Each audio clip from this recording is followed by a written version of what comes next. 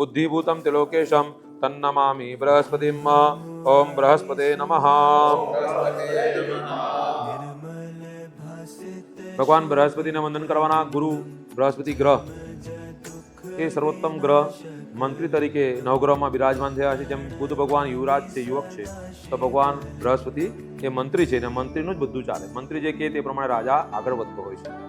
એટલા માટે આ ગુરુ ભગવાનને વંદન કરવાથી આપણી માનસિક સ્થિતિ એટલી પાવરફુલ થાય કે લોકો આપણા કહ્યા મુજબ આગળ વધે. બુદ્ધિથી બુદ્ધિ આવે અને ગુરુથી જ્ઞાનની પ્રાપ્તિ થાય. મને બુદ્ધિ છે કે આ નદીમાં પાણી છે એ ખબર પડી જાય. દરેક જણની એટલી બુદ્ધિ બધાને જ હોય કે આ વસ્તુ આ છે, પણ એનું જ્ઞાન હોવું જોઈએ કે પાણીમાં પડીએ એટલે શું થાય? ડૂબી જવાય. એ જે જ્ઞાન આપે ને તેને કહેવાય ગુરુ. આ ગ્રહ એવું જ્ઞાન આપે કે આ વસ્તુ છે તો ખરી, દેખાય છે, આંખ જોવાનું કામ કરે છે, એને ખબર છે કે આ વસ્તુ છે, પણ એને જ્ઞાન બી થવું જોઈએ ને કે આ છે તેનું શું પરિણામ મને પ્રાપ્ત થશે. ખાલી આંખ તો જોવાનું જ કામ કરે. આ શરીર બધું આપણા શરીરમાં રહેલી આત્માની અંદર રહેલું મન, એ મનના માટે બધું કામ કરે. મનને કહે કે આમ જો, પેલું જો, આ વસ્તુ તને જોવાનું ગમે છે. મન જે આ સૂચન કરે તે આંખ જોવે. મન જે કહે કે તું આમ કર તે કરે. મનના બધા ગુલામ છે, એના સૈનિકો છે બધા. આંખ છે, નાક છે, કાન છે, જીભ છે, બોલવાનું જે મન થાય તે બધા બોલી દે.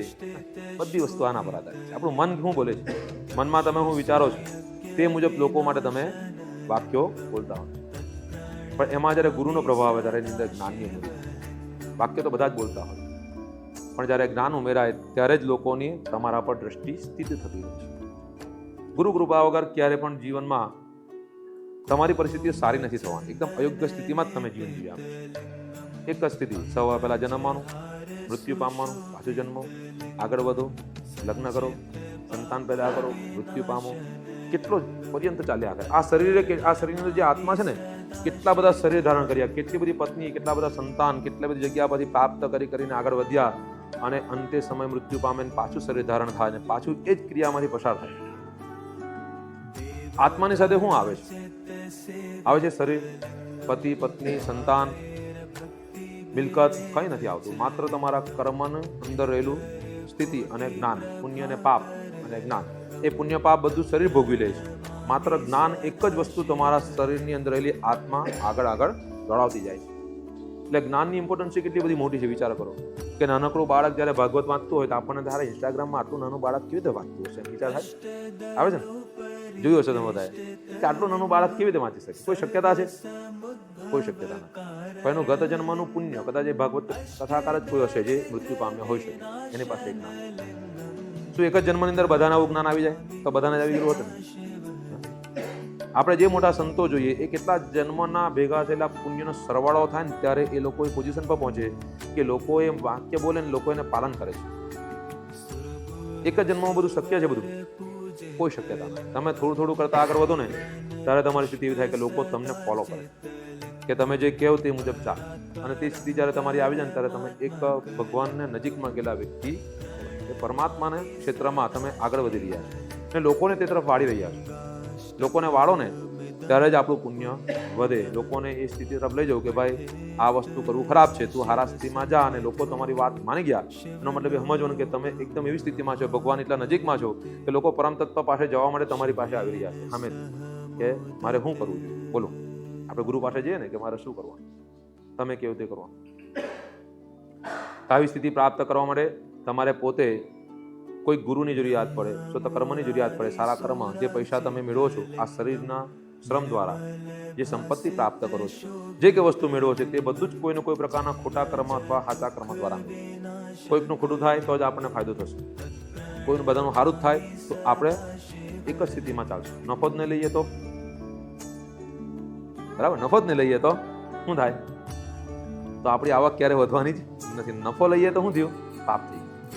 તો કરવું શું? બરાબર છે ને?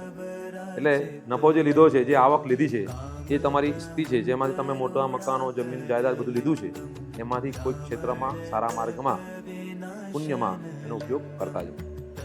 શાસ્ત્ર એવું કહે છે 10% ભાગ તમારે કોઈ પણ સારા ક્ષેત્રમાં વાપરી કરવાનો. 10% વાપરો તો 1 રૂપિયો દાન કરવાથી 10 રૂપિયાનું પુણ્ય ફળ મળે. 10% વાપરો એટલે 100 રૂપિયા. આ જન્મમાં તમારી પાસે 100 વીઘા જમીન છે તો આવતા જન્મમાં 100 વીઘા જમીન મળવાની છે. જો તમે 10% દાન કરશો તો, 20% કરશો તો 200% ફળ, બરાબર છે ને? બધું. એટલે આવકનો 10મો ભાગ તો ફરજિયાત છે. પછી ઉપર તમે કેટલું કરો છો, 15%, 20%, 25%, 50%, જે તમે કરશો તે મુજબ તમારું આવતા જન્મમાં તે સ્થિતિ, મતલબ આ જન્મમાં તમારો 50,000 પગાર હોય તો આ જન્મમાં 50,000 નહીં રહે. તે સમયે જે સ્થિતિ છે માર્કેટની, તે મુજબનો પગાર તમારો આવતા જન્મમાં પ્રાપ્ત થતો હોય છે. એટલે એવી સ્થિતિ, પરમ તત્વનું ગણિત તો બહુ પાવરફુલ છે, આપણા જેવું નથી. હે ને? આપણે ત્યાં મોંઘવારી આવે ને આપણે ત્યાં રૂપિયો ચાલે, ત્યાં રૂપિયા નહીં ચાલે, ત્યાં કર્મ ચાલે. હે ને? એટલે કર્મ એક જ પ્રકારે રહે, આવક એ પ્રમાણે ચાલે.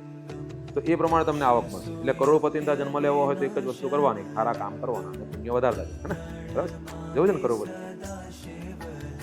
હે ને? અછતવાળું જીવન તો કંઈ કામનું નથી, આપણાથી કંઈ સત્કર્મ નહીં થાય. મજૂરોનું કેવું જીવન છે? કોઈ બી કર્મ કરી શકતા નથી. એ લોકો ખાવા પીવાને બીજું કંઈ આવડે નહીં, ચોરી કરવા સિવાય બીજું કંઈ નથી. એ લોકોની કેટલી બધી ખરાબ વિચાર, કેટલા ખરાબ. બરાબર. તો આ બધીમાંથી એ લોકો પસાર થતા એ લોકો આગળ વધવું પડે. આપણે એના કરતાં જરાક મધ્યમ સ્થિતિમાં હોઈએ.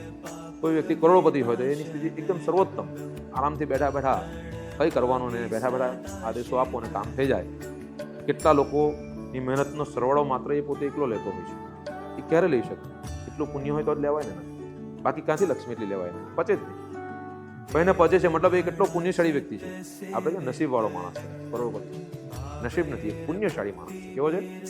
પુણ્યશાળી. શબ્દ હંમેશા બદલી કાઢો. કોઈ સંપત્તિવાન હોય તેને કહેવાનું પુણ્યશાળી વ્યક્તિ, નસીબવાળો નહીં, પુણ્યશાળી.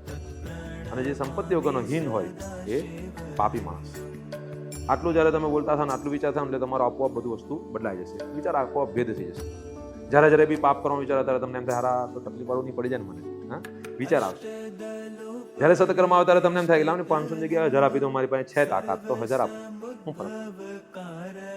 આવો વિચાર જ્યારે આવવા લાગે ત્યારે સમજવાનું કે આપણે પુણ્ય તરફ ગતિ કરીએ. જ્યારે સત્માર્ગ આવે ત્યારે સારા રીતે પૈસાનો ઉપયોગ કરવાનો. કલિયુગનો કાળનો પ્રભાવ એવો છે ને કે જ્યારે પણ તમે સત્કર્મ કરવા જશો ને, જ્યારે તમને વિચારે કે આ મહારાજ બેઠેલા છે, લાવને મારે એને 500 રૂપિયા આપવા છે, ખિસ્સામાં હોય તો જ વિચાર આવે ને, બાકી આવે ખરો? નહીં આવે. તો તમારે જરાક વાર વિચારવાનું કે શું કરવું, આપું? એક જ વાર આટલું બોલજો એટલે 500 ના દિવસના તમારા 200 રૂપિયા થઈ જાય કે 300 રૂપિયા થઈ જાય. આટલું વિચારશો ને એટલે જોજો. પછી જરાક વાર વેટ કરજો, પછી જરાક વાર એને પછી ચલો આપું એટલે પાછી ત્યાં જઈને જોવાનું. એટલે જરાક વાર થાય એટલે તમારે એ 200 માંથી કદાચ 10 કે 20 રૂપિયા જઈ જશે. આટલા જ રૂપિયાનું તમે દાન કરી શકો. કેટલું? 10 કે 20. 500 માંથી સીધું. કેમ આટલું થાય છે? કારણ કે જ્યારે પુણ્યક્રમ આવે ત્યારે તમારે તત્કાલ કરવું પડે અને તેને તમે લંબાવો અને સમય આપો એટલે હજારો હાથી તમારા હાથને રોકી રહ્યા હોય છે. આ શ્રાપ છે, કલિયુગનો પ્રભાવ. ને જ્યારે પાપ કર્મ આવે ને ત્યારે એને લંબાવવું પડે. લંબાવો એટલે હંમેશા એ ઘટતું જાય. પુણ્યક્રમ હંમેશા તત્કાલ કરો તો એ વધતું જશે. જ્યારે વિચાર આવે તે જ સમય કરી દેવાનો. બહુ વિચારો નહીં લાંબુ. છે ને પૈસા તો જ વિચાર આવે ને, બાકી આપણા પાસે હોય નહીં તો આપણે વિચાર આવે ખરો? હું આમ કરું હોય તો જ વિચાર આવે ને.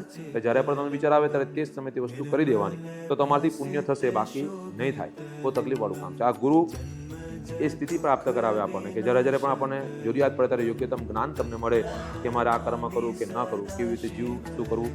આ બધી સ્થિતિની પ્રાપ્તિ ગુરુ મહારાજ આપણને કરાવે છે. ગુરુને વંદન કરવાના કે મારા જીવનમાં તમારી શ્રેષ્ઠ કૃપા પ્રાપ્ત કરાવે. ઓમ બૃહસ્પતે નમઃ. ઓમ મહારુદ્રાય.